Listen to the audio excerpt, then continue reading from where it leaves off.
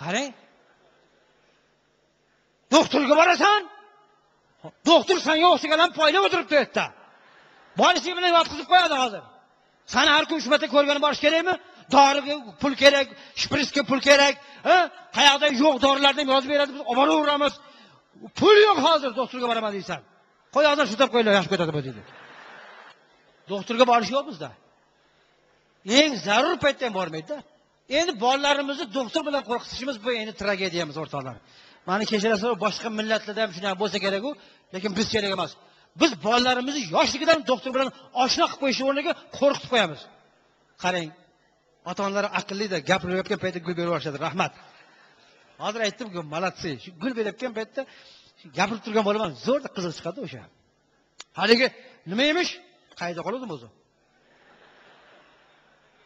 Tragediyamiz bu. Nimaga tragediya bu?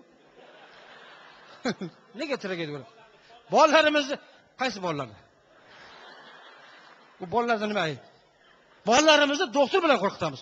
Ko'zini yum, ana doktor kelyapti. Hozircha yig'laversangchi doktor chaqiraman, keyin kelib seni jiz qiladi, ukol qiladi.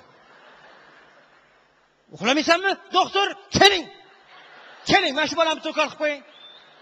Juda ham bir chatoq bolada bu. Uxlamaydi bu. Ukolingizni olib kelganmisiz, shprinsizni? Yashang, olib keling, olib keling. Mana, ana endi keldi, endi ukol o'lding endi, tamom endi. O'lag'aysin. Olib keling. Hali bola qo'rqib ketgandan bir umrga esda qolib ketadi doktor degan gap. Mahallaga sko'rpomish kelib qolsa, o'zbekni bolasi yo'q. Shu. G'o'zapaning orqasida, beshikning orqasida, ko'rpaning orqasida tomga chiqib olishadi. Yo'q, qaltirab o'tiradi. Otasiga, onasi ko'rib qolib, "Ha, bolam, tinchlikmi? Nima bo'ldi senga? Nima bo'ldi senga?" desa, "Doktor keldi mahallamizga." Ha, kelsa kelibdi, buni qo'rqitib qo'ygansan-ku. Endi qochadi deydi bola. Boshqa millatda bolalarchi kelib shopirda so'raydi, "Дяденька, вы кому пришли, а? Вы врач, да?" "Нет, я шофер". "Он просто шофер, я. Врач уже ушел, он туда наверх пошел". "А, вот здесь в 4-м этаже есть один дяденька, постоянно болеет. Вы к нему пришли, да?" "Да. Мы к нему пришли, постоянно к нему придем. Он постоянно болеет. Мы ему лекарства даем, он не пьет, он такой, знаешь, укол делаем, а у него белые горячки начинаются вот. Вот такой. Qarang, o'zbeklar bor so'ramaydi, doktor keldi desa tamom. O'sha kuni uydan chiqmaydi biz bolalarimiz. Poliklinikaga olib borib ko'ring. Men o'z ko'zim bilan ko'rdim. Bir ona poliklinikaga olib borayotgan joyda qotib qoldi. Hovlisida turibdi. Bola poliklinikani tanib qoldi-yu. Yosh bolachi burlanib qo'ldan chiqib ketaman deyapti onasini. Oqib kuyapti bolam, ko'tarib. Haligi bolani ko'rib rahmingiz kelib ketadi. Buralib, uni ichiga bir joyga bir narsa bo'lib qolsa bo'ladi. Ikkinchi kasal tishini ko'rsatgandan keyin ona bu yerda uchayda bir hafta kiyib ketadi. Koridordachi, poliklinikada koridorda boshqa millatda bolalar yugurib yurishadi. Guldir bir-birini quvib yurishadi. Nashi o'shirib, Natasha nashi o'shirib yugurib keladi. Какой кабинет зайдем? Вот 49-й. Kirib boradi. "Здравствуйте, можно к вам?" deb kirib boradi. "А ну-ка зуб покажи." Ana deydi. "Какой зуб у тебя болит?" "Вот этот". "Нет, вот это" deydi.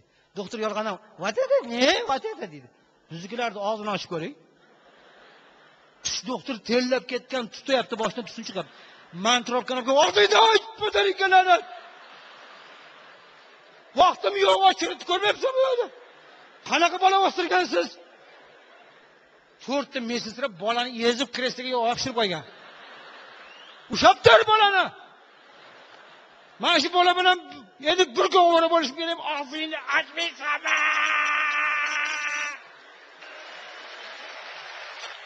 O'zbekni bolasida o'rgatib qo'ygan. Tishini suqirib tashlaydi, ukol qiladi. Shuni boshqacha yo'l bilan tushuntirsak bo'lmaydimi? Bolam o'zi borib qolganini bilmay qoladi. Maktabga agarda doktor kelib ukol qilyapti desa, bizni bolam 4-chidan o'zini otib yuboradi, pastga tashlab yuboryapti. Oyog'i choroq sinib doktor kelib qoldi. Maktabimizga o'zim 4-chidan tashlab yubordim. Bitta ukol chaqib qo'yarkan bo'lsa, qo'rqib oyog'iga sinib o'tiribsan. Men doktordan qo'rqaman deydi. Yana doktorga keldik. Qaqa o'rasan boshqa. Qarang, haqiqatan ham bolalarimizni doktorga oshna qilib qo'yishimiz kerak. Meni kechirasizlar-ku, Xitoyda 1,5 milliard aholi yashaydi. 1,5 milliard. O'zbekistonda 26 million aholi yashaydi. Nima uchun Xitoyliklar ko'p, biz kammiz? Nima uchun biz kamayib ketdik? Chunki shu qo'yog'idan suv topib qo'yaver, kamayib ketdik-da. Mana problema qayerda? Tabibga borish yo'q, doktorga borish yo'q. O'zimiz chida olamizda.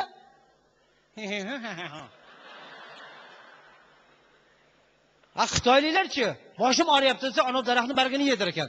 Qornim og'riyapti desa, mana o'tni tomirini qaynatib ichizandir ekan.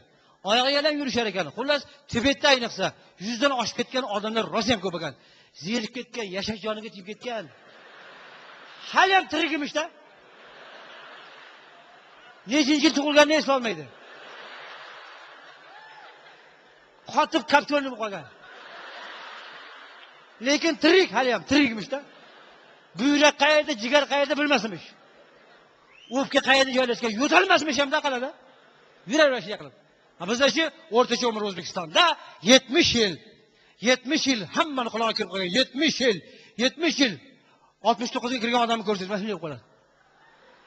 Ha, siz endi 1 yil qoldi-da deydi. Endi go'lolami degan tamom.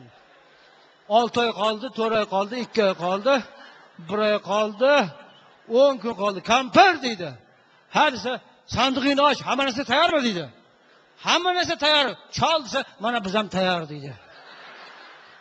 Tabatcha berib yetmish deyish bilan. Chunki mana bu yerdagi kompyuterimiz organizmga 70 ga kirasan deb buyruq bergan ekan. O'shuning uchun u 70 gacha bordi-da, o'zini tashlab yubordi. Iblisni bobomiz nima degan? Agar inson jang bo'lmasa, chang bo'lmasa, bu ekologiya 1000 yil yashashi mumkin degan ekan. 1000 yil yashashi mumkin ekan. Endi 1000 yilga vahima bo'lsa kerak-ku, bizga 100 yil ham yetadi. Lekin 100 ga kirish uchun esa 1000 ga kirishni mo'ljalash kerak ekan. Men albatta 1000 ga kiraman deysiz, 100% 100 ga kirasiz.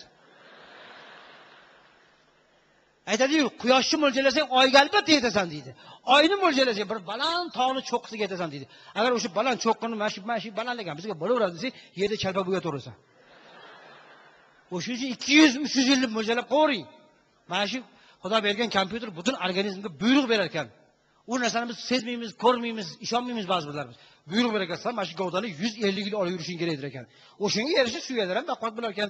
O'shanga erisha qushlar ham paydo bo'lar ekan. Chunki buyruq bergan, prikaz bergan.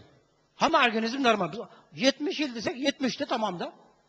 70 69 kirganman deb qolamiz ham. 90 kirgan odam bo'shab qoladi. O'shuning uchun yaxshi niyat qilish kerak ekan. Xitoyda 1,5 milliard aholi yashaydi. Men xitoyliklarni maqtamoqchi emasman.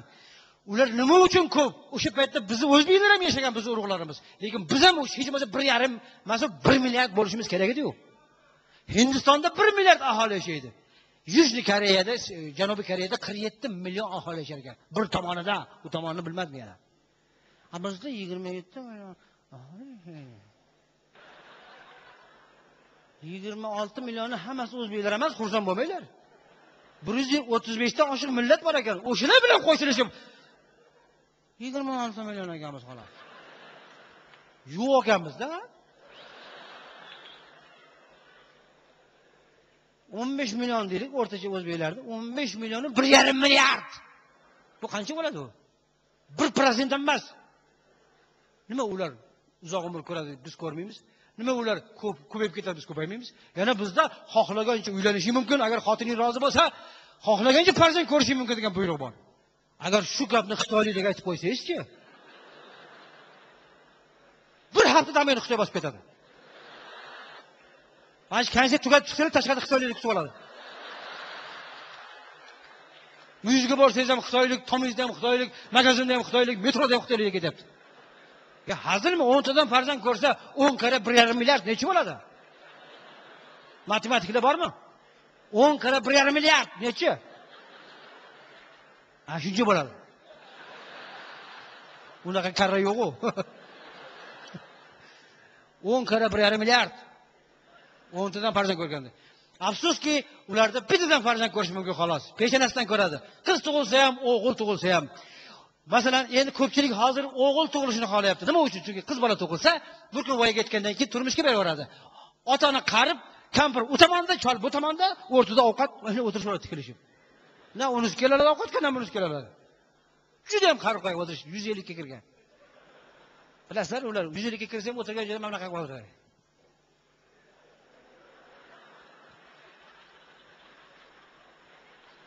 Kampirga qarab bunday qilib qo'yadi.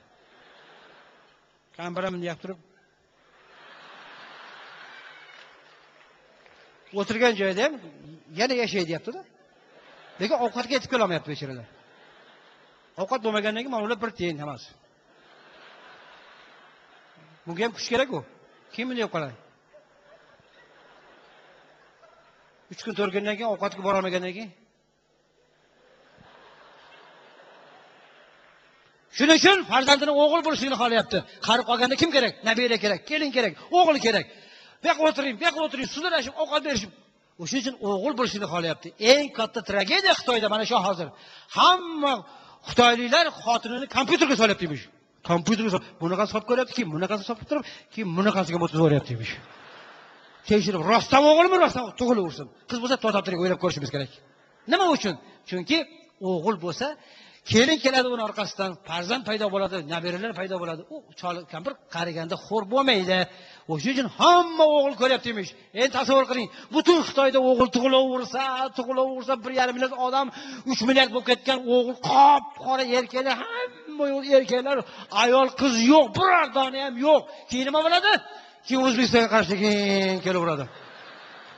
Nima uchun? Chunki O'zbekistonda qizlar ko'p tug'ilyapti. O'zbekistonning 47% aholisini erkaklar tashkil qilar ekan, u 53% aholisini xotin qizlar ekan. Qarang, keladi gumbur qasr to'y, ha? Nima bo'lyapti? To'y bo'lyapti. Qanaqa to'y? Palonchi qizni chiqaryapti. Voy, qayoqqa chiqaryapti ekan? Xitoyga.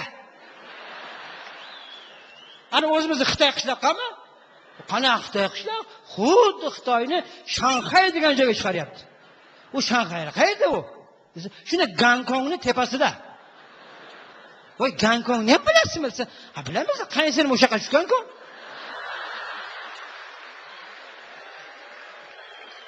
O'sha tortib ketyapti-da bitta qizlar hammasini. Biznesda bu ham biznes. Hozir millioner bo'lib ketgan borsangiz hayron qolasiz. 4 qavatli imorat va Mercedes-Benz'ni 600 likdan 4 tasini qo'yib qo'ygan hozir. Hamma qizlar o'sha yoqqa ketyapti. Ana to'y, ana tomosha ketdi. San'atkorlar samolyotga uchib ketgan. Ayollarchi to'ydan 4 oy oldin avtobusga o'tirib jo'nab olishgan. 4 ta avtobus 4 oy oldin ketgan. Cheris Chimkent bunaqasiga Jambul bilan o'tib, mamlakatiga aylanib, Olmataga borib, Olmatadan mamlakatiga aylanib borib, Uyg'uristonga tushib, Uyg'uristonning Urumchisidan bunday borib, nariyoqqa qarab yurib, tog'larni bag'rima toki narigi chetdagi dengiz bo'yidagi Shanxayga yetib borguncha to'y bo'ladi. To'yni o'tkazib, ertasiga biz qaytamiz, yo'l uzoqmizga ruxsat bering. To kelguncha yana xat xabar, ha, kelin o'g'il tug'di. Yana o'sha 4 ta avtobus ketdi, qaytdi.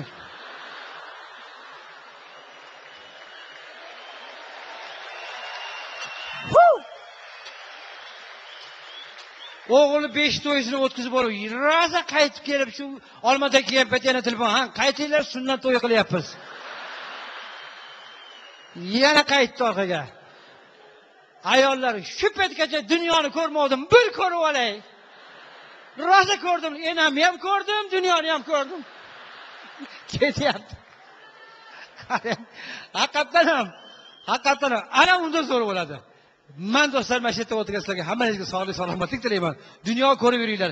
Xitoyliklarga o'xshab biz ham ko'paylik, hamisha ahil bo'laylik. Salomat bo'linglar. Rahmat. Hojiboy Tojiboyev